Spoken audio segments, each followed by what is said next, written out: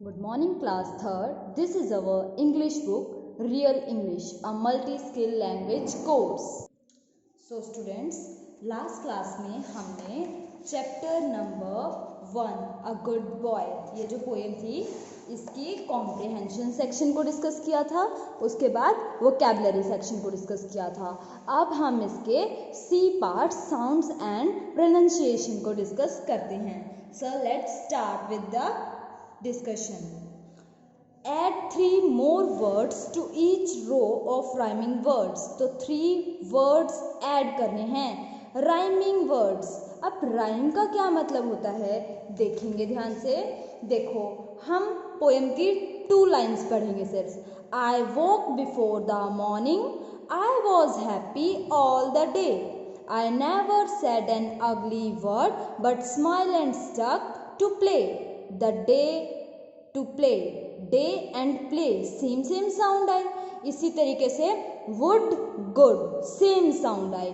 तो ये जो सेम साउंड वाले वर्ड्स होते हैं इन्हीं को हम क्या बोलते हैं, राइमिंग वर्ड्स बोलते हैं। ठीक है, तो देखेंगे अब यहाँ ध्यान से। डे, प्ले, वे, यानी कि इन सब का साउंड सेम है। would, good, should सेम sound. Fair, prayer, hair same sound again. Arise, eyes, tries once again same sound. So हमें क्या सीखने को मिला कि कुछ ऐसे वर्ड्स होते हैं जिनका साउंड सेम होता है, उन्हीं को हम क्या बोलते हैं, राइमिंग वर्ड्स। और मोस्टली जो पोएम्स होती हैं राइमिंग वर्ड्स की ही होती हैं। जैसे कि से फॉर एग्जाम्पल हिंदी की एक पोएम ले लेते हैं। मछली जल की रानी है, जीवन उसका पानी है, हाथ लगाओ डर जाएगी, बाहर निकालो मर जाएगी। तो देखो लास्ट में इसमें क्या है, ट्यून बन रही है। किसकी वजह से, क्योंकि साउंड सेम है। जैसे हमारे सॉन्ग्स होते हैं तो सॉन्ग में भी एक लाइन रिपीट होती रहती है, लास्ट वर्ड सेम होते हैं। कुछ गाने ऐसे होते हैं जिनकी लास्ट लाइन सेम नहीं होती, रिदम नहीं बनती, तो हम कहते हैं कितना गंदा सा सॉन्ग है ना। तो जब सॉन्ग की लय बने उसी को हम बोलते हैं कि ये राइम है ना। तो मछली जल की रानी है से आपको क्लियर हो गया होगा, जो लास्ट वर्ड्स हैं उनके साउंड सेम आ रहे हैं, उन्हीं को हम क्या बोलते हैं, राइमिंग वर्ड्स। तो यहाँ पे कुछ वर्ड दिए हैं और इन्हीं के मिलते जुलते हमें और भी वर्ड्स लिखने हैं। हम ऑलरेडी इसको पहले डिस्कस कर चुके हैं।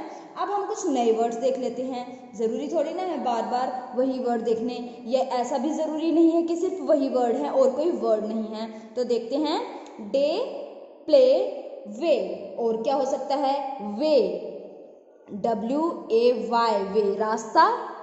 एक वर्ड हो सकता है रे, रे क्या होती है, किरण, जो सूरज की जैसे किरणें हैं तो वो रेज होती है ना। तो रे और मे, कैन और मे हमने डिस्कस किया था। आई होप आपको याद होगा क्या पढ़ा था। तो ये तीनों वर्ड क्या हो गए, राइमिंग हो गए ना। डे, प्ले, वेट, वे, रे, मे सेम साउंड आ रही है। नेक्स्ट देखते हैं, वुड, गुड, शुड के साथ एक वर्ड आ सकता है कुड। लास्ट क्लास में भी हमने देखा था COULD, कुड। एक वर्ड हो सकता है वुड, ये भी हमने पहले देखा था WOULD, वुड।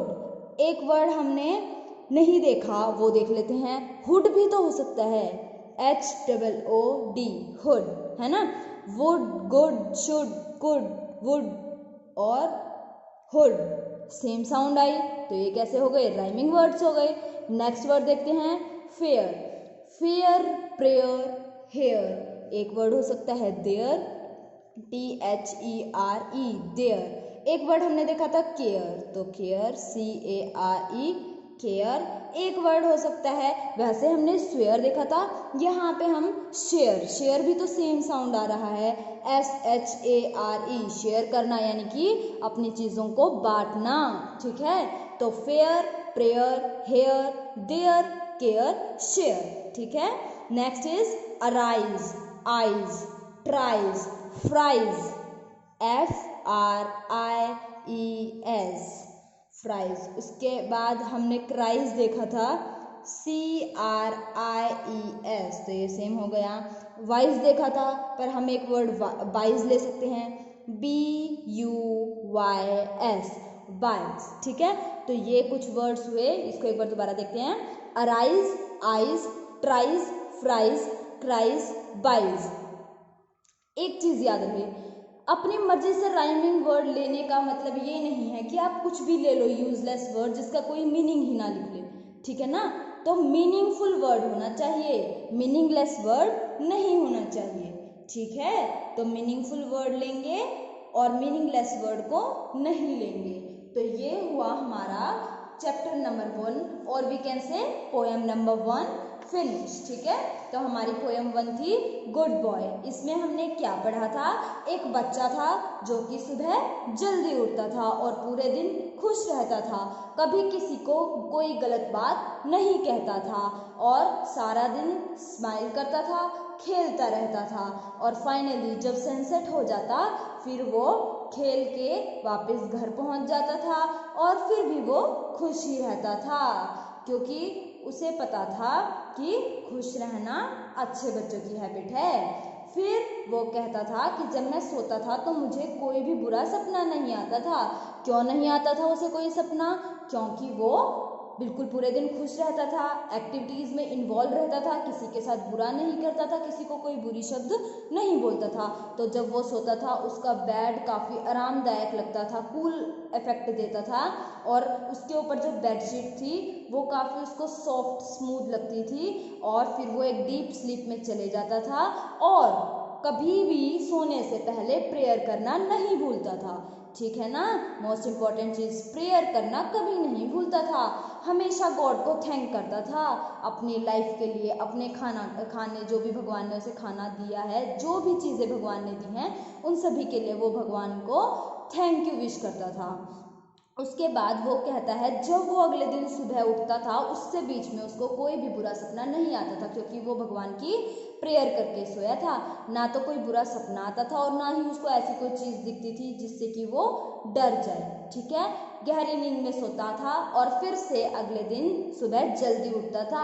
जब हम सुबह उठते हैं तो हमें बर्ड्स की चिरपिंग की साउंड आती है, बर्ड्स की आवाज़ आती है, बर्ड्स जैसे गाना गा रही हों। तो जब वो सुबह उठता था उसको भी सिंगिंग बर्ड्स की आवाज़ आती थी जो गाना गा रही हों और झाड़ियों में बैठी हों। तो ये हमारी पोएम थी a good boy written by R.L. Stevenson, ठीक है। तो उसके बाद हमने इसके अंदर क्या क्या देखा था, कॉम्प्रिहेंशन सेक्शन देखा था, क्वेश्चन आंसर्स ऑलरेडी हमने नोटबुक में लिख लिए हैं तो हम इनको अभी नहीं करेंगे, जो जो बुक में करेंगे वही हम लर्न करेंगे, ठीक है ना। और फिर वोकैबुलरी सेक्शन हमने देख लिया था, मोस्टली बच्चों ने चेक भी करवा लिया, जिनका रहता है वो चेकिंग का काम भी करवा लें, ठीक है ना।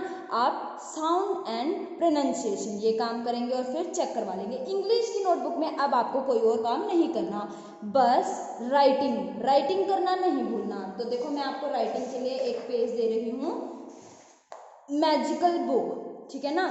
मैजिकल बुक में से आप यहाँ से लिखना स्टार्ट करेंगे द वैकेशन से।